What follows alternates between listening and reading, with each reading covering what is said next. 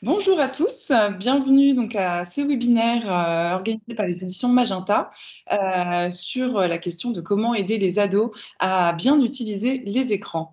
Nous sommes avec Niels Weber. Bonjour Niels. Bonjour. Alors, je suis Herminie Baudry, chargée de communication chez les Magenta Éditions, et je suis en compagnie de ma collègue Mathilde Chabert, qui est notre éditrice. Donc, pour vous faire un récap, on est ensemble pendant 1 heure à peu près pour vous présenter donc le livre de Niels. Mathilde commencera par une introduction pour vous présenter la collection Sans Tabou, qui est une collection jeunesse, voilà, qui aborde toutes les problématiques auxquelles sont confrontés les adolescents. Puis ensuite, je reprendrai la parole pour enchaîner avec des questions pour Niels. Donc voilà, ce sera un échange vraiment ouvert à tous, donc n'hésitez pas, si de votre côté vous avez des questions, des remarques sur ce qui se dit, n'hésitez pas à le faire dans la conversation. On prendra le temps de répondre à chacun dans la mesure du possible. Je termine d'accepter les nouvelles personnes qui se joignent à nous. Bienvenue à tous. Et donc Mathilde, je te laisse la parole pour présenter la collection. Alors, la collection Sans Tabou, pour ceux qui ne la connaissent pas encore, c'est une collection de livres pour les adolescents qui répond à leurs questions sur des sujets qui les préoccupent. Ça peut être la confiance en soi, le stress, l'amour et la sexualité, l'alimentation ou encore l'amitié.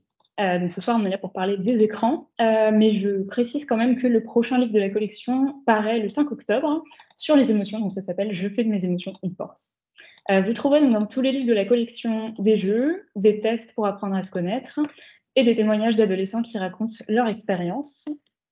Voilà, je vous en ai mis un en fond d'écran. Les témoignages, c'est vraiment la rubrique « Que préfèrent les ados ?» Donc voilà, j'insiste un peu là-dessus. Donc les écrans, je gère. C'est le 6e livre paru dans la collection Sans Tabou. On trouve aussi dans ce livre des défis pour s'entraîner à maîtriser son usage des écrans et des ressources, comme vous pouvez le voir ici, aller plus loin ou pour savoir quoi faire, par exemple en cas de cyberharcèlement. On ne sait pas forcément qui contacter, donc une petite liste de ressources importantes. On a voulu faire un livre sur les écrans parce que ça nous semble être un sujet de préoccupation majeur pour les familles. Et les chiffres sont d'ailleurs assez parlants là-dessus. Dès 11 ans, on a déjà un ado sur 2 qui est présent sur les réseaux sociaux. Et à 13 ans, ça augmente. Le chiffre est de 80. Donc c'est assez énorme dès le collège. En tant qu'adulte, on trouve souvent que les ados se laissent distraire par les écrans, en particulier quand ils sont censés terminer leurs devoirs et qu'on les voit répondre au téléphone à leurs messages. Et c'est en même temps difficile de leur faire des reproches puisqu'on ne montre pas forcément l'exemple en tant qu'adulte non plus. Et en plus, on ne se sent pas toujours très compétent pour les conseiller quand soi-même on ne joue pas aux jeux vidéo, on n'utilise pas du tout les mêmes réseaux sociaux. C'est pour ça que ça me semblait important de publier un livre sur ce sujet. Je dirais que ce n'est pas forcément un sujet qui est aussi tabou qu'un sujet comme la sexualité, mais à mon avis, c'est l'un des sujets sur lequel il y a le plus d'incompréhension entre les parents et les ados. D'ailleurs, je précise que les derniers chapitres du livre s'adressent aux parents, donc je vous invite à jeter un œil. En tant que parent, on se demande aussi comment protéger les ados sur les réseaux sociaux, comment on peut éviter qu'ils soient victimes de cyberharcèlement, et si par malheur ça arrive quand même, ce qu'on peut faire pour les aider. On se demande aussi quand est-ce qu'il faut s'inquiéter, parce qu'on parle beaucoup dans les médias d'addiction aux écrans. Donc on va faire le point là-dessus aussi ce soir. Est-ce que ça existe vraiment? Quand est-ce qu'on parle vraiment d'addiction aux écrans? Là-dessus, notre illustratrice, donc Clémentine, a fait pas mal d'illustrations que je trouve très drôles sur justement la question de comment les écrans font pour capter notre attention. On parlera aussi de la façon dont on peut parler de ce sujet sereinement en famille. Voilà, pour un petit panorama des questions auxquelles on va essayer de répondre ce soir avec Niels. Donc Niels, justement, est spécialisé en hyperconnectivité, donc il nous expliquera un peu plus ce que ça veut dire. Donc ça nous a semblé la personne idéale à toutes ces questions. Donc, ce que ça veut dire en quelques mots, c'est qu'il reçoit à son cabinet des ados et des adultes aussi, il me semble d'ailleurs, qui ont du mal à gérer leur rapport aux écrans. Donc Niels est très au courant de toutes les questions que se posent les ados sur ce sujet, ainsi que leurs parents. Je suis à peu près sûre que l'approche de Niels va vous permettre de vous réconcilier avec vos ados sur le sujet des écrans, parce qu'il connaît très bien les jeux vidéo, il en parle avec bienveillance, Et il donne des conseils pour une meilleure communication entre les parents et les ados. J'ai parlé des jeux vidéo, mais on va évidemment aussi parler des réseaux sociaux ce soir. On verra aussi que c'est pas seulement le temps qu'on passe sur les écrans qui est problématique. Il faut s'intéresser à ceux qui se cachent derrière. Donc, Nils vous en parlera un peu plus en détail tout à l'heure. L'objectif principal de ce livre, ça va être d'arriver à tirer profit des écrans au maximum et à mieux maîtriser l'usage qu'on en fait. Donc pour ça, il faut avant tout chercher à mieux comprendre comment ça fonctionne. Nils vous donne aussi des conseils pour arriver à mieux gérer ses émotions. Donc, par exemple, ça peut être la frustration quand on a perdu une partie de jeu vidéo ou qu'on doit s'interrompre de jouer le temps d'aller manger. Et vous proposez aussi de réfléchir au moment où les écrans sont vraiment nécessaires. Donc, par exemple, je ne sais pas si l'ado doit faire une recherche sur Internet pour un exposé, il a besoin de son ordinateur. Et réfléchir aussi les moments où on peut finalement laisser les écrans de côté et s'en passer. Je pense par exemple aux ados qui vont tout de suite, quand ils rentrent du collège, sur Pronote pour voir quels sont les devoirs qu'ils ont à faire, alors ils sont censés en tout cas avoir dans leur agenda. On va parler aussi des idées reçues liées aux écrans. On parle aussi dans le livre, en particulier des idées reçues liées au métier des écrans. Notamment beaucoup d'ados qui rêvent d'être influenceurs, youtubeurs célèbres. Ça peut vraiment faire rêver sur le papier. Ça peut paraître même des métiers entre guillemets faciles.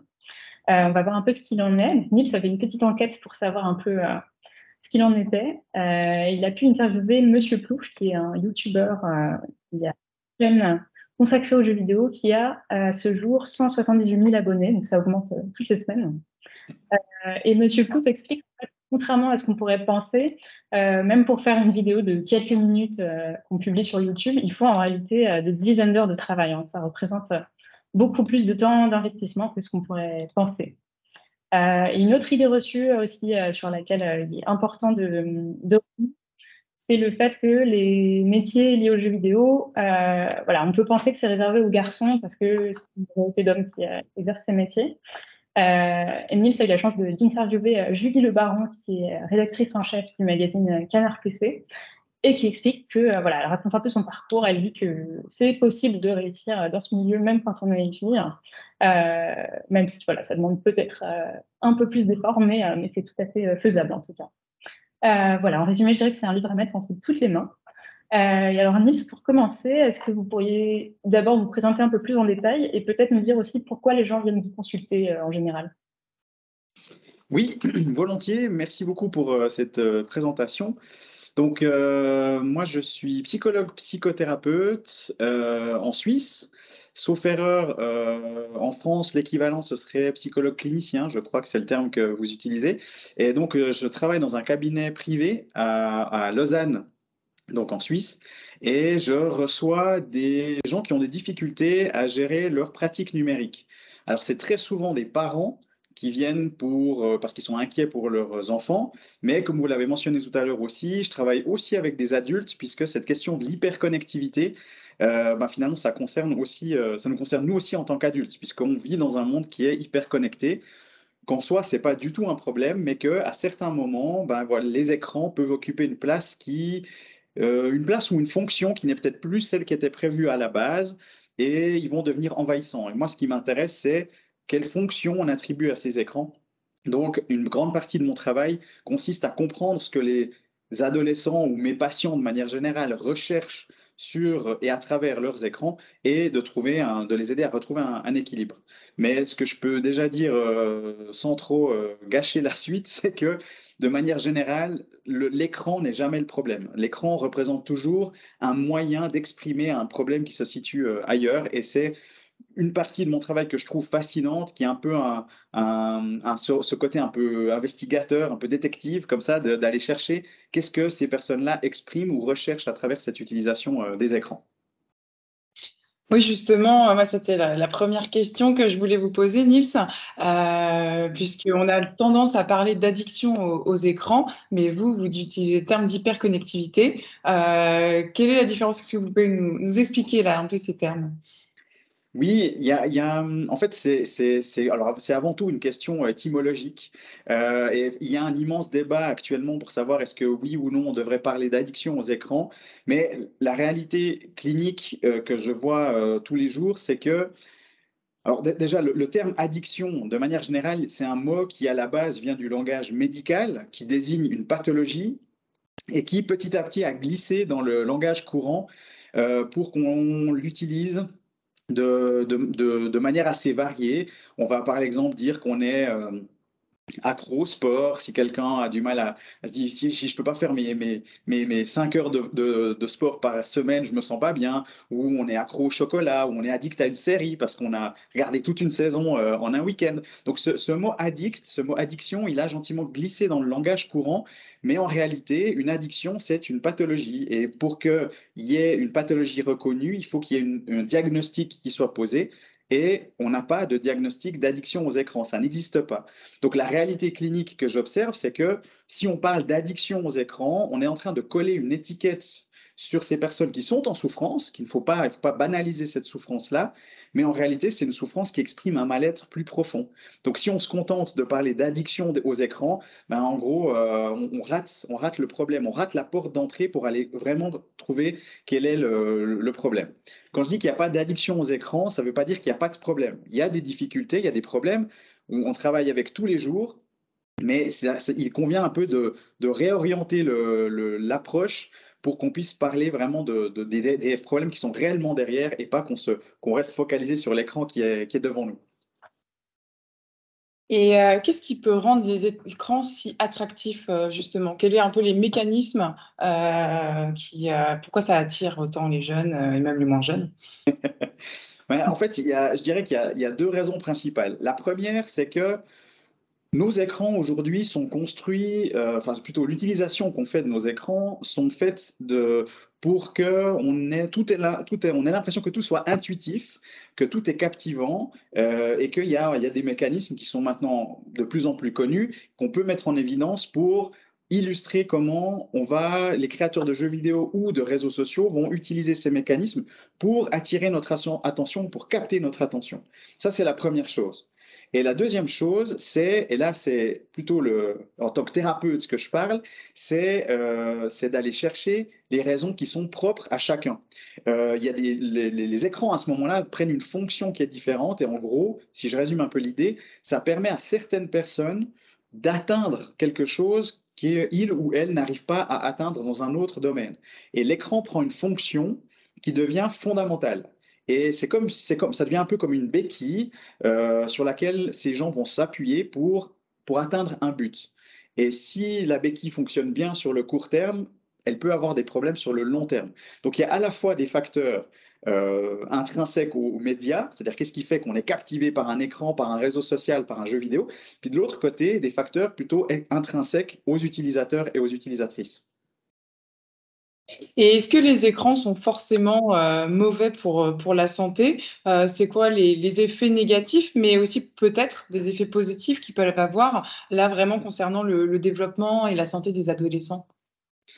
Je trouve que dans un cas comme dans l'autre, c'est toujours difficile de dire les écrans ont un effet, que ce soit bénéfique ou négatif. C'est souvent très réducteur de penser que c'est l'écran tout seul qui aurait un effet. Ce qu'on observe, c'est que l'écran et surtout, là, encore une fois, ce qu'on y fait, l'utilisation qu'on en a, s'inscrit dans un contexte.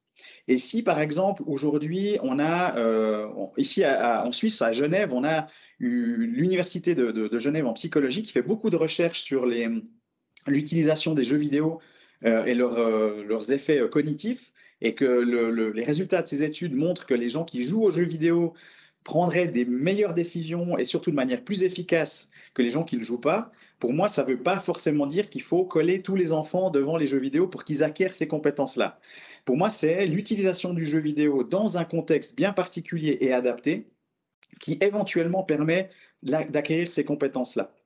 Mais toutes les compétences qu'on peut acquérir en utilisant des écrans, on peut très bien les acquérir sans. Et c'est un des points importants, qui me paraissent importants, c'est de repenser notre utilisation des écrans. Vous m'entendez? On a eu un petit souci technique, mais on est ravis de vous revoir. D'accord, ok. Bon.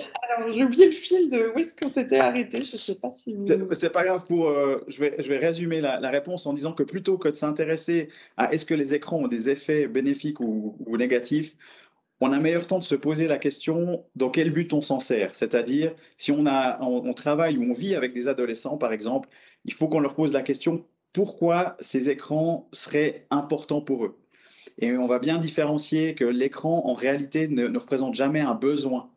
L'écran, c'est un moyen d'atteindre un autre besoin fondamental qui se situe ailleurs. Donc, plutôt que de se poser la question est-ce que l'écran a un effet bénéfique ou positif, c'est plutôt de se demander à quel moment on s'en sert et à quel moment on en a besoin ou à quel moment on en a envie et faire la distinction entre les deux. Ouais. Et en parlant de moments, justement, on entend souvent dire, voilà, c'est un peu de notoriété commune, pas d'écran avant 3 ans.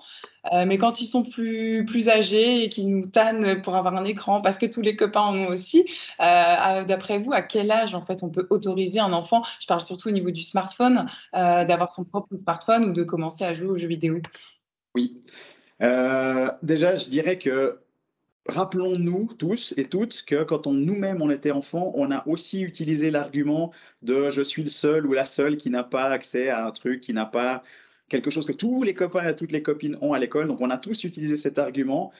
C'est un moyen de faire pression sur les parents en jouant sur la culpabilité. Généralement, ça marche assez bien. Donc il faut déjouer cet argument-là et plutôt se dire est-ce que dans le fonctionnement de la famille, un smartphone a sa place ou pas? Et si oui, comment on y entre? Donc, pour répondre à votre question, de base, j'aurais envie de dire qu'avant 15 ou 16 ans, c'est pas nécessaire d'avoir son propre smartphone. Mais évidemment, en disant ça, je suis à contre-courant complètement de ce qui se fait actuellement. Donc, ça sonne un peu comme de la science-fiction. Mais en réalité, avant 15 ou 16 ans, les ados n'ont pas encore acquis toutes les compétences nécessaires pour gérer à la fois les émotions qui vont avec, mais aussi la gestion des priorités, la gestion du temps, les codes sociaux. Il y a des tas de choses qui doivent encore s'apprendre. Donc, idéalement, avant 15 ou 16 ans, on ne devrait pas avoir son propre téléphone. Ce qui ne veut pas dire qu'on ne peut pas avoir accès aux écrans, aux jeux vidéo, aux réseaux sociaux avant. Mais on devrait le faire d'une autre manière que simplement en disant tiens, voilà ton téléphone et puis bonne chance. Mais plutôt en disant, en demandant aux jeunes de nous expliquer qu'est-ce qu'ils aimeraient faire avec, pour quelles raisons ils auraient tellement envie d'avoir ce téléphone-là. Et globalement, on voit très souvent que la réponse c'est j'aimerais faire partie du groupe, j'aimerais être en relation avec les copains, les copines, j'aimerais jouer avec eux ou avec elles. Donc, on va répondre à ce besoin d'appartenance, de faire partie du groupe, sans nécessairement passer par le téléphone. Et une fois ces jeunes-là ont pu nous dire, mais en fait, j'aimerais bien être sur TikTok parce que tous les autres y sont aussi, on doit pouvoir entendre ça en disant, par exemple, très bien, on va permettre l'accès à TikTok, mais pas en disant, tiens, voilà un téléphone. Plutôt en disant, on va créer une possibilité, par exemple, en mettant un téléphone à la maison, en disant, c'est le téléphone familial, c'est pas ton téléphone à toi, c'est notre téléphone familial. Et sur ce téléphone, on va mettre TikTok. Mais on va peut-être y aller ensemble, ou en tout cas, ce téléphone ne doit pas bouger de la table du salon parce que toute la famille doit pouvoir y accéder. Et de cette manière-là, on permet aux enfants et aux adolescents d'entrer progressivement dans le monde numérique, de ne pas en faire un tabou, justement, mais plutôt de les accompagner et de leur donner les compétences qui sont nécessaires pour apprendre à gérer tout ça. Ça me permet d'ailleurs de faire juste une petite parenthèse sur ce que vous disiez en introduction, où vous disiez l'écran, c'est peut-être moins tabou que la sexualité, par exemple, et je suis assez d'accord avec vous, mais c'est quand même une réalité que j'observe quand les familles arrivent en consultation chez moi, c'est que très rapidement, les enfants ont intégré que l'écran, il ne faut pas trop en parler. C'est un truc, il faut se méfier. Si on en parle trop, on risque de nous le confisquer. Donc les enfants, ils ont intégré que c'est un truc dont, avec les adultes, c'est pas un sujet qu'il faut aborder. Et c'est exactement l'inverse qu'on aimerait faire, et c'est un des objectifs de ce livre d'ailleurs, c'est de permettre d'ouvrir beaucoup plus un dialogue et une discussion au sein des familles. Ouais. Et justement, dans l'accompagnement des enfants, avec cette première, par exemple, téléphone familial ou tablette, qu'est-ce qu'on leur dit? Est-ce qu'il y a des informations à leur donner avant qu'ils se connectent, quand ils commencent à utiliser Internet? Voilà, quelles seraient un peu les informations de base que chaque enfant doit savoir avant de commencer l'utilisation, voilà, tout seul? En réalité, il y a une multitude de choses qu'on devrait savoir avant d'avoir accès à ces écrans-là. Le problème, la grosse difficulté qu'on a aujourd'hui, c'est que absolument rien n'est fait sur les réseaux sociaux, sur les jeux vidéo, pour nous sensibiliser au fait qu'il y a des compétences à acquérir avant l'utilisation des jeux ou des réseaux. Puisque tout est intuitif, C'est-à-dire que vous prenez n'importe quelle application de réseau social, il faut que dans les 10 secondes, vous trouviez où se trouve le bouton j'aime, par exemple. Sinon, on a l'impression que c'est pas assez bien construit, pas assez bien designé, donc on change de réseau social. Donc tout est fait pour que l'utilisation elle-même ait l'air intuitive. En revanche, toute la gestion émotionnelle, etc., la gestion du temps, la gestion des priorités, ça, c'est des choses qui ne s'acquièrent pas du tout. Il n'y a aucun moment, aucun jeu vidéo ne dit attention, tu es un petit peu trop frustré, ce serait peut-être le moment de faire une pause. Ça, c'est des compétences qui doivent s'acquérir en dehors du jeu ou en dehors de l'écran. Donc évidemment, il y a toutes des notions de sécurité, alors déjà de cybersécurité à comprendre, mais ensuite, il y a un niveau plus relationnel et émotionnel, il y a des tas de compétences comme ça qu'il faudrait pouvoir discuter et acquérir, et éventuellement, évidemment, certaines de ces compétences, on découvre sur le tard que, ah bah tiens, oui, ça c'est quelque chose, on n'y avait pas pensé. Mais c'est pas grave, on peut toujours réadapter et se dire, bon, ben là, on se rend compte qu'il y a un problème, donc on va en parler. Mais pour qu'on se rende compte qu'il y a un problème, il faut d'abord qu'on soit d'accord pour en parler entre nous. Et concrètement, parce que j'imagine qu'il y a beaucoup de personnes qui ont voulu suivre ce webinaire pour cette raison, c'est qu'on trouve toujours que son enfant est trop sur les écrans. Comment est-ce qu'on aborde le dialogue quand voilà, on pense ça, on se dit ah, il est tout le temps sur ses écrans plutôt que de faire ses devoirs, plutôt que de venir manger. Voilà. Quels seraient vos conseils, vous, même avec vos patients habituellement, comment vous introduisez le dialogue entre les familles? Oui, alors une première chose que je fais, c'est d'encourager les familles à se débarrasser de la question du temps d'écran. Et ça paraît toujours très bizarre, mais en réalité, vous l'avez mentionné tout à l'heure aussi, le temps d'écran n'est pas un critère pour savoir si la situation est problématique ou pas. Je prends un exemple tout bête, mais vous pouvez avoir un ado qui passe 1 heure sur son téléphone et entre guillemets, il ne se passe pas grand-chose, et un autre ado qui joue 15 minutes à un jeu vidéo, puis au bout de ces 15 minutes, il y a une explosion de colère parce qu'il y a une grosse frustration. Donc on voit très bien que le temps qu'on passe sur l'écran n'est pas un critère pour définir si c'est un problème ou pas. C'est pas l'accumulation d'heures face à l'écran qui pose problème, c'est plutôt à quel moment on l'utilise et pour faire quoi. Donc, une fois que j'ai encouragé ces familles à se débarrasser de la fonction combien d'heures par jour, l'idée, c'est que chaque famille puisse établir quelles sont les priorités qui doivent être faites avant de pouvoir accéder aux écrans, surtout aux écrans de manière ludique et divertissante. C'est-à-dire que chaque famille puisse dire, ben voilà, tant que ça et ça n'est pas fait, ben, il n'y a pas tellement de raisons d'accéder aux réseaux sociaux, aux jeux vidéo, etc. Évidemment, c'est possible de faire les choses dans l'autre sens. Par exemple, quand on a un ado qui rentre en disant, mais je viens de passer une journée de cours, j'en peux plus, j'ai envie de me changer les idées, j'ai envie de me divertir, on peut tout à fait dire, ben, alors ok, je joue un moment à un jeu vidéo ou je passe un moment sur Instagram ou sur TikTok. C'est pas inenvisageable. Par contre, ce qu'il faut bien comprendre, c'est que ça va être très compliqué de sortir de l'activité écran pour aller faire autre chose. Surtout si cette autre chose, c'est faire des devoirs, faire des révisions, des choses qu'on n'a peut-être pas envie de faire. Donc, commencer par rentrer de l'école et commencer par se mettre sur son écran, ça veut dire que ça crée une difficulté supplémentaire. Quand déjà il manque de motivation pour faire ses devoirs, ben, passer par la case écran d'abord, ça complique un peu les choses. Ouais. Et quels sont les signes, d'après vous, qui doivent alerter, pour savoir justement s'il y a un problème ou pas? Vous le disiez, le temps, c'est pas tellement un critère. Il y a aussi, bah, voilà, la façon dont l'enfant, l'adolescent l'utilise. Pour vous, quels sont les signes à repérer en tant que parent ou en tant qu'enseignant, voilà, dans l'entourage, s'il y a un problème avec l'utilisation des écrans chez un ado? Alors, je parlerai de 2 types de problèmes différents. Le premier problème, qui est à mon avis le moins inquiétant des 2, c'est, quand justement il y a une difficulté à gérer les priorités et puis une difficulté à gérer la gestion du temps et des choses qui doivent être faites. Pour ce problème-là, le simple fait d'avoir des parents qui disent: «Mais finalement, on appelle nos enfants 15 fois pour qu'ils viennent à table, ou on voit bien qu'ils font pas leurs devoirs», ça, c'est suffisant pour dire: «OK, il y a une utilisation qui pose problème et qui mérite qu'on redéfinisse des règles». Ça, c'est la première chose. Donc le premier critère, c'est de dire si les parents disent: «Ben, on a ces attentes-là et que ces attentes ne sont pas remplies et qu'on a l'impression que l'écran est une diversion, par rapport à ces obligations-là», ben, il faut redéfinir un cadre autrement.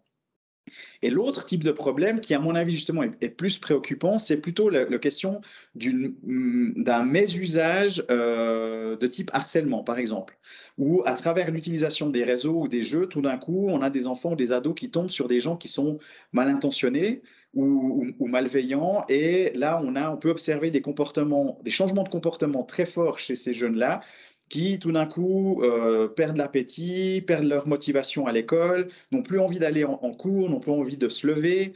Et ça mérite d'aller chercher qu'est-ce qui s'est passé en ligne, justement, et de s'assurer que ces jeunes-là ne sont pas tombés dans le piège de quelqu'un qui est en train de leur soutirer de l'argent parce qu'ils ont envoyé une photo compromettante ou des choses comme ça. Et si ça arrive, c'est très important de déculpabiliser le comportement. Parce que très souvent, on va entendre justement, on va dire, ben, ah, on t'avait bien dit qu'il ne fallait pas le faire. Effectivement, c'est comme quand on dit, il faut regarder avant de traverser la route. Mais il faut bien pouvoir déculpabiliser aussi ces adolescents-là ou ces enfants-là pour leur dire, ben, en fait, ok, tu t'es fait avoir, mais ce n'est pas de ta faute. On va maintenant t'aider à sortir de cette situation. J'insiste là-dessus parce que très souvent, ce qui se passe dans ces situations de harcèlement en ligne, c'est que l'enfant ou l'adolescent pense avoir fait une bêtise ou pense avoir fait quelque chose de mal. Donc, il va se charger de la mission de réparer ça tout seul. En se disant, ben, je vais aller encore plus sur les réseaux sociaux pour essayer de parler avec la personne et lui dire, non, mais fiche-moi la paix, je ne peux pas payer ou des choses comme ça. Donc, on va encourager finalement le comportement de connexion. Alors que finalement, ce qu'on devrait faire, justement, c'est sortir de l'écran, prendre du recul et compter sur le réseau social de proximité familial, par exemple. Merci beaucoup pour ces précisions. Dans le chat, on a eu une question. Est-ce qu'on avait prévu de parler de l'utilisation des écrans par des enfants avec des profils atypiques, comme ceux ayant des troubles TDAH, TSA ou des troubles anxieux? Donc déjà, je tiens à préciser que le livre, en fait, est vraiment grand public. Donc, il n'est pas spécialement conçu pour des enfants avec des troubles particuliers, même si voilà, il peut être un support, mais voilà, c'est pas sa fonction première, c'est plus très grand public. Mais est-ce que vous en voyez parmi vos patients? Est-ce que vous aurez quelque chose à nous dire à ce sujet? Oui, je pourrais dire assez brièvement deux choses, c'est-à-dire que les enfants qui ont des profils de troubles de l'attention, par exemple, en fait, leur attention, elle fonctionne très bien face aux écrans. Et pour ces enfants-là, c'est encore plus frustrant quand on leur dit qu'ils doivent lâcher leur écran. Bien entendu, on a raison de leur dire qu'ils doivent faire leurs devoirs, qu'ils doivent aider aux tâches ménagères, etc. Mais quand ce sont des enfants qui entendent à longueur de journée à l'école qu'ils doivent se concentrer et qu'ils n'y arrivent pas, et que quand ils rentrent à la maison et que sur les jeux vidéo, ils y arrivent super bien parce que leur attention, elle est constamment relancée par le fonctionnement du jeu, bah, c'est un domaine dans lequel ils se sentent aussi très valorisés. Et si, quelque part, ils se disent, ah bah tiens, là enfin, j'y arrive. On me répète à longueur de temps que j'arrive pas à me concentrer. Là, pour une fois, j'arrive à le faire. Donc évidemment, quand on vient, nous, derrière, leur dire qu'ils doivent être moins sur l'écran parce qu'on aimerait bien qu'ils fassent leurs devoirs, ou quand on leur dit, ah, tu vois, tu arrives à jouer 2 heures à Fortnite, mais tu n'arrives pas à tenir 20 minutes sur un exercice de maths, on vient aussi renforcer cette culpabilité chez l'enfant. Donc, bien évidemment que l'idée, c'est d'aider cet enfant à pouvoir lâcher l'écran pour faire ce qu'on attend de lui, mais en faisant ça, il faut penser aussi à valoriser le fait que jouer 2 heures à Fortnite, par exemple, ça demande une capacité d'attention qui est très forte.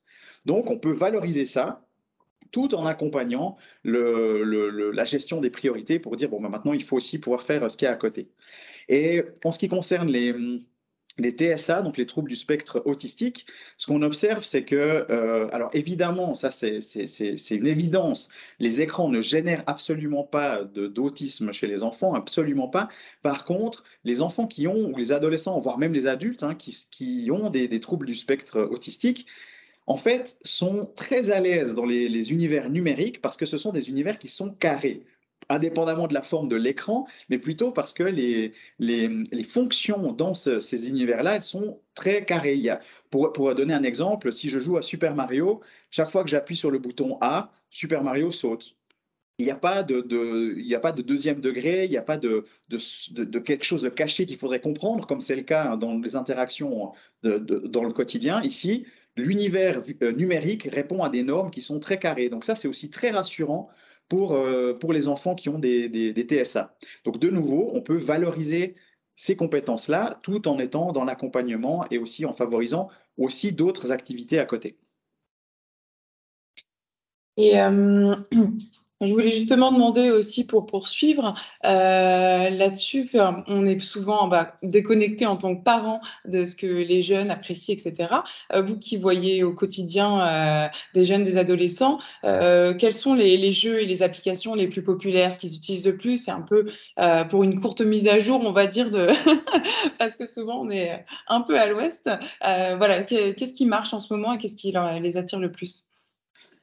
Alors, pour répondre à cette question, je vous dirais que la meilleure stratégie, c'est de poser des questions aux principaux concernés, c'est-à-dire de poser des questions aux ados que vous croisez si vous êtes parents. Hein. Posez-leur vraiment des questions. Qu'est-ce qu'ils aiment faire? Pourquoi? C'est quoi l'application tendance en ce moment? Et même si vous comprenez que la moitié de ce qu'ils vous racontent, c'est pas grave. Parce que des fois, ils vont prendre un malin plaisir à utiliser les termes techniques pour essayer de vous déstabiliser. C'est pas grave. C'est une manière d'essayer de prendre le pouvoir, mais vous allez garder le pouvoir de parents en disant, en comprenant ce que ça apporte, ça leur apporte à eux, mais ensuite en l'inscrivant dans un contexte, un encadrement qui est adapté. Mais pour répondre un peu plus en détail quand même à la question, moi ce que j'observe, c'est que alors, le jeu Fortnite cartonne toujours chez les 9-13 ans à peu près, 9-14 ans. Puis ensuite, ça change, ça se diversifie un petit peu plus sur les jeux, sur le téléphone portable. Sur les smartphones, le jeu Brawl Stars est très en vogue chez les plus jeunes. Et puis, chez dans les applications, évidemment, TikTok et Instagram, TikTok, Instagram et Snapchat sont les applications qui cartonnent toujours le plus. Et que ce que je trouve fascinant, c'est qu'à chaque fois que je demande à des ados en consultation ou quand je fais des interventions dans les écoles, quand je leur demande, mais voilà, racontez-moi ce que vous faites, c'est quoi les applications ou les jeux que vous utilisez et dans quel but, systématiquement, ce qu'ils finissent par me dire, c'est parce que là, c'est là où sont les copains et les copines. Donc, fondamentalement, ce qui marche le mieux, c'est là où il y a le plus de monde. Donc, forcément, si on veut se tenir un peu au courant, il faut leur poser des questions à eux et accepter que des fois, on n'est plus à la page. Que des fois, même moi qui, comme vous l'avez dit, je connais plutôt bien ces univers-là, même moi aussi, il y a des applications ou des jeux auxquels je ne joue pas, mais c'est toujours très intéressant de leur poser des questions à eux. Après, s'il y a des demandes parmi les participants d'explications un peu plus détaillées de certains de ces jeux ou applications, je réponds aussi volontiers plus en détail. Merci. Et toujours pour continuer de comprendre, c'est vrai que voilà, les jeux vidéo, mais en plus, ça date pas d'hier, voilà, une véritable passion. Pour ceux qui n'y jouent pas du tout, qui ne comprennent pas, voilà, à vous qui êtes justement passionné, qui connaissez bien, c'est quoi le fonctionnement? Qu'est-ce qui plaît dans ces jeux? Donc, à part le fait que tout le monde y joue, qu'est-ce qui plaît aux jeunes dans ça par rapport en fait, à d'autres jeux, des jeux de société ou voilà, d'autres choses en dehors des écrans? Si on doit faire le parallèle avec les jeux de société, par exemple, il y a un facteur qui fait une grosse différence. C'est que prenez n'importe quel jeu de société, vous allez à une soirée entre amis, il faut toujours qu'il y ait au moins une personne qui ait déjà joué pour vous expliquer les règles du jeu. Vous savez, il y a ce moment un peu pénible où on doit essayer de comprendre les règles, et puis des fois le bouquin de règles, il est gros comme ça. Et puis si on n'est pas tous dans le même état d'esprit de se dire, bon, on doit se concentrer pour comprendre comment ça fonctionne, c'est un peu pénible. Une fois qu'on est dans le jeu, ça marche un peu mieux. La grosse différence avec les jeux vidéo, c'est que on comprend le jeu par son utilisation. Je prends la manette, j'essaie d'appuyer sur les boutons, je vois ce qui se passe et le résultat, il est explicite sur l'écran. Donc je comprends par ma propre utilisation du jeu. C'est ce qui plaît à beaucoup d'enfants d'ailleurs, c'est de se rendre compte que c'est leur exploration, c'est-à-dire ce qu'ils font avec leurs mains sur la manette, qui va leur permettre de comprendre ce qu'on attend d'eux dans le jeu. Et ça, c'est très gratifiant, puisque quand on comprend par soi-même, c'est plus gratifiant que quand on doit lire un livre de 50 pages de règles et qu'au bout d'un moment, on n'est même pas sûr d'avoir compris quel était vraiment le but du jeu. Donc ça, c'est vraiment une des différences entre les deux.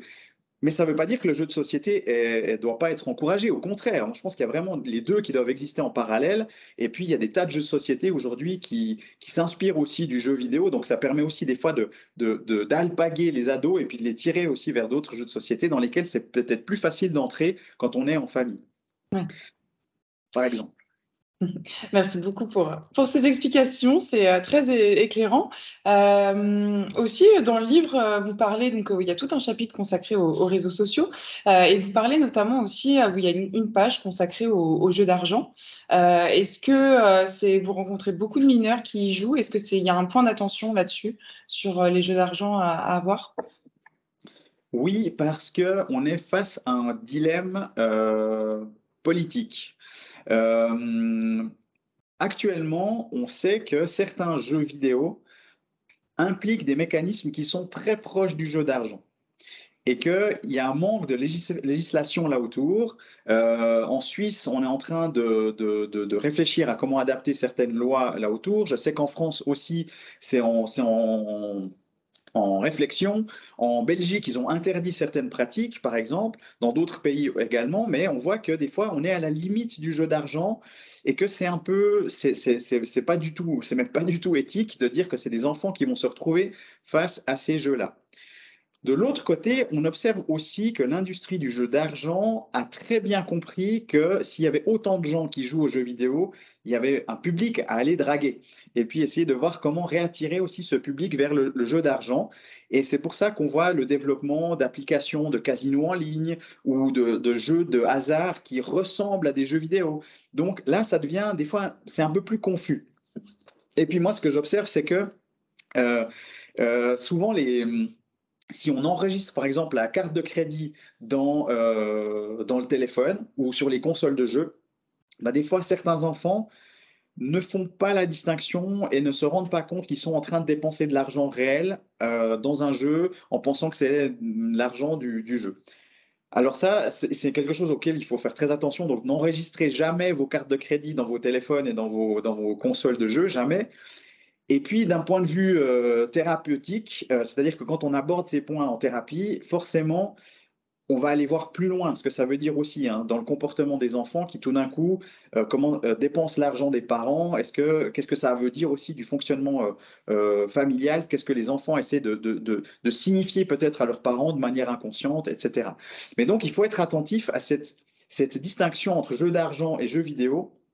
Globalement, rappelez-vous que le jeu vidéo permet de progresser par ses propres expériences, tandis que le jeu d'argent, c'est uniquement le hasard qui définit si on gagne ou pas.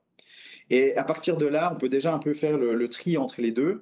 Et peut-être pour simplifier un peu le débat, moi, je vous encourage à ne jamais, ou en tout cas le moins possible, dépenser d'argent dans les jeux. Si je prends un exemple assez rapidement, un jeu comme Fortnite qui cartonne justement, ou Brawl Stars, qui sont des jeux qui cartonnent chez les enfants et les ados, sont des jeux qu'on appelle free to play, c'est-à-dire auxquels on peut jouer gratuitement. On ne doit pas payer pour accéder au jeu. En revanche, une fois qu'on est dans le jeu, il y a une boutique qui là fait appel à des mécanismes extrêmement agressifs, mécanismes de marketing qui sont extrêmement agressifs, qui sont les mêmes qu'on rencontre partout dans n'importe quel type de marketing, mais auxquels les enfants ne sont pas encore préparés. Donc évidemment, quand dans Fortnite, on vous dit il faut acheter cette tenue, ce costume de Spider-Man maintenant, parce que dans 24 heures, il sera plus disponible, évidemment que les enfants, ils vont se dire, mais il me le faut tout de suite, surtout si tous les copains l'ont déjà. Donc, c'est sur ces points-là qu'il faut être attentif. Ouais. Dans le chat, il y a une personne qui nous demande est-ce que les contenus des jeux peuvent avoir un impact psychologique sur les enfants? Et ça rejoint exactement aussi une question que je voulais vous poser sur notamment la violence, puisqu'on avait tendance à dire que voilà, les jeux vidéo, ça rend les enfants violents, etc. Aux États-Unis, c'est souvent relié au meurtre de masse, etc. dans les écoles. Vous, voilà, en tant que thérapeute, psychologue, qu'est-ce que vous en pensez? Est-ce que c'est vrai ou c'est faux?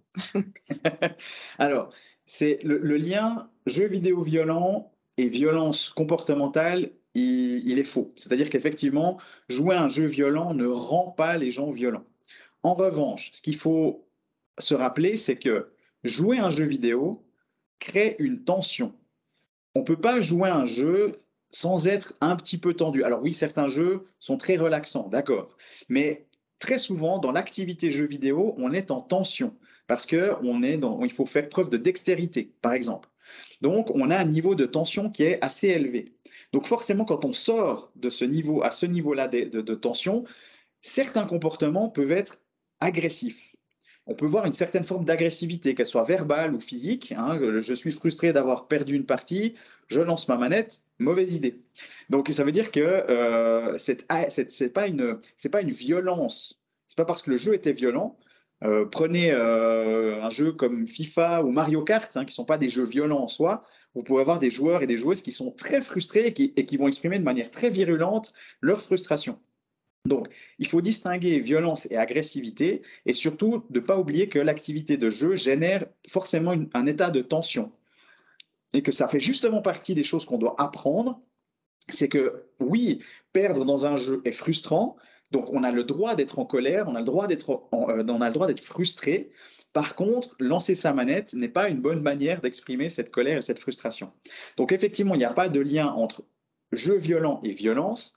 Par contre, moi, ce que j'encourage beaucoup à faire dans les familles, c'est que l'idée, c'est de ne pas banaliser cette violence non plus. Que oui, il y a des jeux qui sont violents, clairement, il y a des jeux qui ne sont pas du tout prévus pour les enfants, et que si on ne respecte pas les recommandations, indépendamment de la question morale de la violence ou pas, je pense qu'on donne un message aux enfants qui est qu'il n'y a pas de limite entre le monde des enfants et le monde des adultes. Et que s'il y a un 18 rouge sur la boîte ou sur la plateforme de téléchargement, c'est pas pour rien. C'est qu'effectivement, il y a des contenus qui peuvent être choquants, par exemple. Donc, pour répondre à la question du chat, il n'y a pas un lien de violence. Par contre, effectivement, on peut tout à fait avoir des enfants qui tombent sur du contenu, que ce soit dans les jeux vidéo, sur les réseaux sociaux, sur les plateformes de streaming, du contenu qui va les choquer. Et à mon avis, on est tous et toutes choqués à un moment donné dans notre vie. Et je ne parle pas d'un choc, ce n'est pas un traumatisme sur le long terme, mais c'est un choc qui laisse une empreinte. Et que si on ne permet pas aux enfants d'exprimer ça, de dire, mais là, je suis tombé sur un truc. L'autre jour, on était chez mon copain, on a joué à un jeu, j'ai pas du tout aimé, il y avait des zombies, enfin, je sais pas, on peut imaginer plein de choses. Si on ne permet pas aux enfants d'exprimer ça, on les laisse un peu avec ça, à intérioriser ces contenus-là. Et au contraire, nous, on aimerait plutôt qu'ils en parlent pour qu'on puisse leur expliquer que c'est fait exprès, hein, que ça fasse peur, mais que ce n'est pas prévu pour eux, que c'est du contenu pour adultes, etc. etc. Et au-delà des jeux vidéo, donc les écrans, c'est aussi beaucoup les réseaux sociaux qui ont aussi un peu des problèmes spécifiques qui en découlent. Au niveau, voilà, est-ce que vous pourriez nous expliquer un petit peu rapidement le fonctionnement, surtout les algorithmes, on en entend beaucoup parler, mais voilà, parce que aussi, si on ne comprend pas, nous, pouvoir l'expliquer aux jeunes, pour voilà, savoir un petit peu comment ils arrivent à se retrouver, à avoir des pages sponsorisées, etc. Voilà, est-ce que vous auriez une explication simple à nous donner qu'on pourrait répéter aux jeunes pour leur faire comprendre ça? Oui. Dans le livre. Oui. C'est vrai que je pense que vous mettez le doigt sur quelque chose qui est très important, c'est que parfois, nous, en tant qu'adultes, on se retrouve démunis pour expliquer pourquoi il faut faire attention. On a entendu des trucs, typiquement, on entend constamment qu'il faut qu'on protège nos données, mais on ne sait toujours pas trop pourquoi.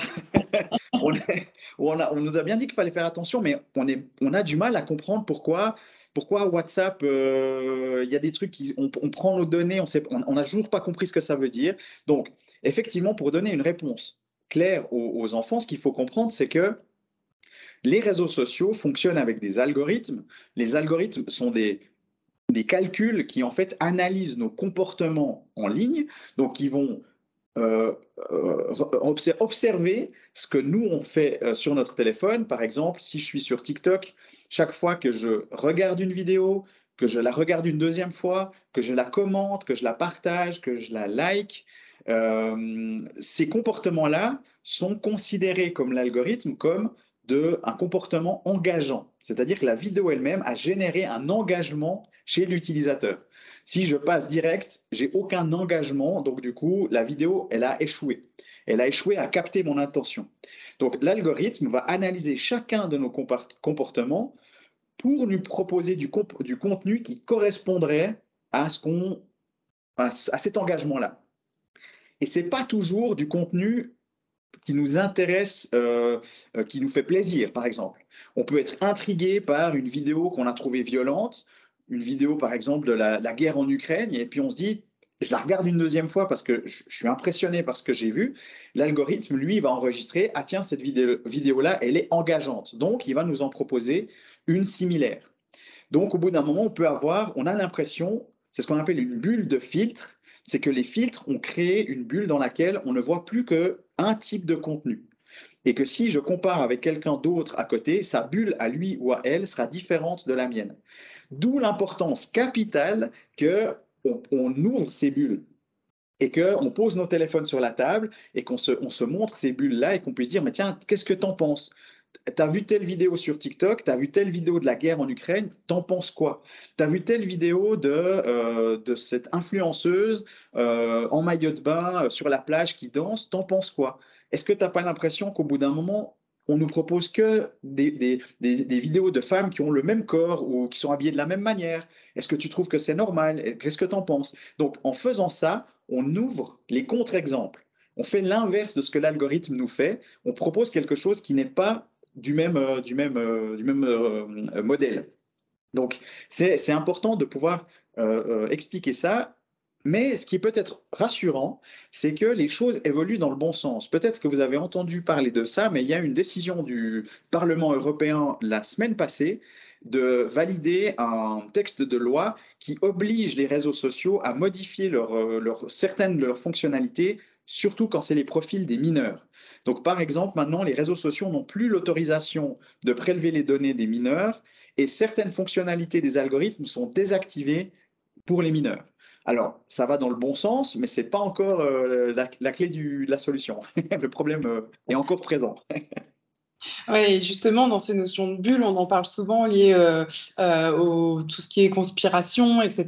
Il y a beaucoup Oui. de fake news ou d'infox, comme on dit, sur les réseaux sociaux. Est-ce que les jeunes, ils sont plus sensibles que les adultes? Comment on peut leur apprendre et du coup, comment on peut leur apprendre à se méfier? Oui, ce qui est intéressant, c'est que statistiquement, les personnes les plus susceptibles de relayer des fake news ou des infox sont plutôt les personnes du troisième âge. Ah. C'est-à-dire des personnes qui ont moins l'habitude de se méfier de ce qu'on a sur les écrans et du coup vont partir du principe que c'est vrai. Parce que c'est entre guillemets une ancienne manière de considérer les médias, de considérer que si c'est dans le journal ou si c'est à la télévision, c'est que c'est vrai. Aujourd'hui, les adolescents sont beaucoup plus critiques, ça veut dire qu'ils vont moins relayer les fake news. Par contre, ça ne veut pas dire qu'ils sont irréprochables. Et bien évidemment, ça reste des enfants et des ados qui sont en plein développement. Donc on ne peut pas attendre d'eux qu'ils aient toutes les compétences d'analyse, d'esprit critique. On doit les accompagner là-dedans. Donc en fait, ça devient une nécessité aujourd'hui, surtout avec le développement de l'intelligence artificielle, des textes qui sont écrits par ChatGPT, etc. Ça devient une évidence qu'on doit apprendre aux enfants à utiliser les médias d'une manière totalement différente que celle de nos grands-parents qui pouvaient dire, voilà, si c'est dans le journal, c'est que c'est vrai. Non, maintenant, on doit apprendre à comprendre ces informations autrement. Et au niveau du contrôle parental, ça paraît presque obsolète vu que maintenant tous les enfants maîtrisent beaucoup mieux généralement le numérique que les adultes. Mais est-ce qu'il y a encore des outils de contrôle parental efficaces qui voilà, ne peuvent pas ou être difficilement détournables, contournables par les ados? Parce que bon, on sait très bien qu'ils savent changer les mots de passe, remettre à jour les box, etc. Qu'est-ce que vous conseillerez comme outil pour surveiller un peu? Alors, je dirais que l'outil le plus performant, c'est le dialogue. C'est-à-dire que quand on a un problème d'utilisation excessive des écrans, on a un problème numérique. Et pour résoudre ce problème-là, il ne faut pas plus de numérique, il faut plus de relationnel. Et qu'il faut bien se dire que, vous l'avez très bien résumé, ces jeunes-là trouvent toujours un moyen d'accéder aux écrans. Et ça, en soi, ce n'est pas très grave. Par contre, évidemment, on peut utiliser des contrôles parentaux qui limitent le temps, qui limitent certains types de contenus, mais il faut bien se dire que c'est une infime partie de la gestion, puisque de toute façon, soit ils savent très bien les contourner, soit c'est des outils qui en soi ne sont pas très fiables. Par exemple, YouTube a créé un réseau qui s'appelle YouTube Kids, qui est censé proposer que du contenu adapté aux enfants. Ben, même là, il y a des vidéos qui n'ont rien à faire, qui ne sont pas du tout prévues pour les enfants, parce que l'algorithme qui filtre, est-ce que c'est prévu pour les enfants ou pas, il y a certaines choses qu'il identifie mal. S'il voit des personnages de Disney, il va se dire, bon, bah, c'est une séquence du dessin animé, je laisse passer. Alors qu'en réalité, c'est peut-être une contrefaçon. Avec des personnages Disney qu'on retrouve dans des positions plus ou moins compromettantes, qui ne sont pas du tout prévues pour les enfants. Donc, oui, bien sûr, ces outils de contrôle parentaux peuvent être utiles, mais moi, j'ai plutôt tendance à ne pas les recommander pour éviter on se repose dessus. Vraiment, la meilleure manière d'apprendre aux enfants à gérer ça, c'est de d'abord réfléchir comment on leur apprend tout le reste. Et la capacité justement d'organisation, de gestion du temps, des priorités, etc. Et de laisser la porte ouverte pour que s'ils tombent sur du contenu qui ne leur plaît pas, qui les choque, qu'ils puissent venir nous en parler librement et sans tabou. Bah, merci beaucoup. N'hésitez pas, si je veux dire, s'il y a des personnes qui nous suivent et qui ont leurs questions, on en a déjà eu quelques-unes, mais là, je vois qu'il nous reste encore 5 minutes. Donc, si vous avez des questions, c'est maintenant. Sinon, moi, je peux poursuivre avec un peu une question de conclusion. En tant qu'adulte, on est aussi beaucoup sur les écrans. Et en fait, comment on peut légitimement réguler l'utilisation des ados et comment, en fait, on montre le bon exemple alors que nous-mêmes, on utilise des écrans. Justement, je pense que c'est une excellente question parce que ça permet bien de mettre en évidence que les écrans font partie de notre quotidien et qu'il ne faut pas oublier que c'est tout à fait normal qu'il y ait des comportements pour les adultes et d'autres pour les enfants. Évidemment, moi, c'est quelque chose que j'entends pratiquement tous les jours, d'avoir des, des enfants qui disent mais c'est pas juste. Moi, je dois poser mon téléphone pour aller dormir et maman, elle est sur Candy Crush et puis papa, il est sur Netflix, par exemple. Hein. C'est pas juste. Bah, oui, effectivement, c'est injuste parce que la période de l'enfance est une période injuste par rapport à celle de l'âge adulte. Et c'est normal qu'il y ait des choses qu'on ne puisse pas faire quand on est enfant et qu'on pourra faire plus tard. Mais ça ne veut pas dire qu'il n'y a pas certains moments où on doit, nous aussi, en tant qu'adultes, essayer de réfléchir à notre exemplarité. Donc, moi, je recommande souvent en famille d'avoir des moments où tout le monde joue le jeu, tout le monde fait l'effort de poser de côté, de mettre de côté son écran, que ce soit une tablette, un téléphone, la télévision, l'ordinateur. Il y a des moments où, par exemple, le repas à table, tout le monde est là, tout le monde fait l'effort, on met tout de côté et même si le téléphone sonne, on ira répondre plus tard, etc. Donc, je pense que c'est important de relégitimer les parents dans ce rôle-là, de dire oui, moi, mon comportement est différent du tien, mais il y a des moments où moi aussi, je vais faire l'effort de modifier mon comportement. Typiquement, je vous rappelle que quand on conduit une voiture, on ne doit pas avoir son téléphone dans la main, par exemple. C'est un bon rappel, effectivement. Eh bien, merci beaucoup, Nils, pour ces échanges très intéressants. Pour répondre du coup aux dernières questions sur la disponibilité du webinaire en replay, oui, nous allons bientôt les mettre en ligne. On va créer notre chaîne YouTube. Donc, bien sûr, on vous enverra un email à tout le monde pour vous annoncer lorsque ce webinaire et même les précédents qu'on a déjà faits seront mis en ligne, mais ils le seront bien sûr d'ici la fin du mois. Allez, il nous reste 4 minutes. Il y a une dernière question sur les écrans ont-ils abîmé la relation ou le développement social des ados? Ils sont de plus en plus timides, voire phobiques de l'oral. C'est vrai, est-ce que c'est lié aux écrans? On entend beaucoup ça sur la génération Z, ils ne parlent plus, ils détestent prendre le téléphone, etc. Est-ce que c'est lié un peu aux écrans? Ouais, ce qui est assez paradoxal, c'est qu'effectivement, ils ont l'air de détester téléphoner. Par contre, ils adorent faire des messages vocaux. Donc, l'oral, il n'a pas disparu, mais il est en train de se modifier. Et je pense que, bien évidemment, on doit encourager aussi les plus jeunes à téléphoner, aussi à pouvoir échanger vocalement. Mais je pense que c'est une nouvelle manière d'être en relation. Et que nous, qui n'avons pas grandi avec cette manière-là de faire, on doit accepter que c'est une manière qu'on ne connaît pas, mais ça ne veut pas dire que ça invalide ce que nous, on a connu. Euh, pour répondre peut-être brièvement aussi, en donnant un exemple, j'ai trouvé de manière assez flagrante le changement de comportement des ados durant la période de confinement. Au début, mes patients disaient tous, c'est génial, il n'y a plus d'école, on peut jouer à Fortnite toute la journée, c'est parfait. Mais au bout d'un moment, ces mêmes ados, ils ont dit, ben maintenant on joue, mais en fait on se connecte, on s'en fiche du jeu, on se connecte juste pour se parler avec le casque. Puis au bout d'un moment, les mêmes ont dit, on se réjouit de retourner à l'école, pas pour aller faire des cours de maths, mais pour retrouver les copains et les copines. Donc, on les a un peu, ils se sont retrouvés contraints de vivre sans le contact des autres et ils ont vécu ce manque aussi. Donc, même si aujourd'hui on voit très bien que les gens qui sont plutôt introvertis, qui ont plus de difficultés à parler en face à face, se plaisent plus, sont plus à l'aise à travers les écrans, bah de manière générale, on sait que l'écran ne remplace jamais le contact en face à face. Donc, à nous de leur proposer aussi des contextes dans lesquels on combine les deux. Il y a des moments où la relation passe par l'écran et il y a des moments où on a toujours besoin du face à face. Merci beaucoup, Nils. Je rappelle donc les références de votre livre. Voilà. Donc, les écrans, je gère. Donc, illustré par Clémentine Latron. Donc, cet ouvrage est disponible en librairie, à la fois donc, chez votre libraire de proximité, mais aussi dans les grandes surfaces type Fnac, etc. Et vous pouvez bien sûr le commander en ligne. Donc, il s'adresse, pour rappel, aux 10-15 ans, donc plutôt les collégiens, mais même jusqu'au lycée, il y a des informations qui sont toujours utiles à prendre. Je vous remercie d'avoir été nombreux ce soir à nous suivre. Si vous voulez continuer à suivre les actualités de Magenta Édition et notamment des livres de la collection Sans Tabou, n'hésitez pas à nous suivre sur les réseaux sociaux. Donc, on a une page Facebook et Instagram. Donc, c'est @magenta.édition.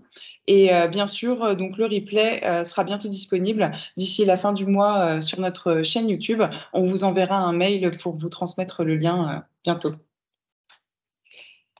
Eh bien, c'est l'heure de nous quitter. Merci à tous. Merci pour vos remerciements et vos commentaires. Et puis, à très bientôt. Au revoir, Merci Nils. beaucoup. Merci. Merci, au revoir. Au revoir, merci.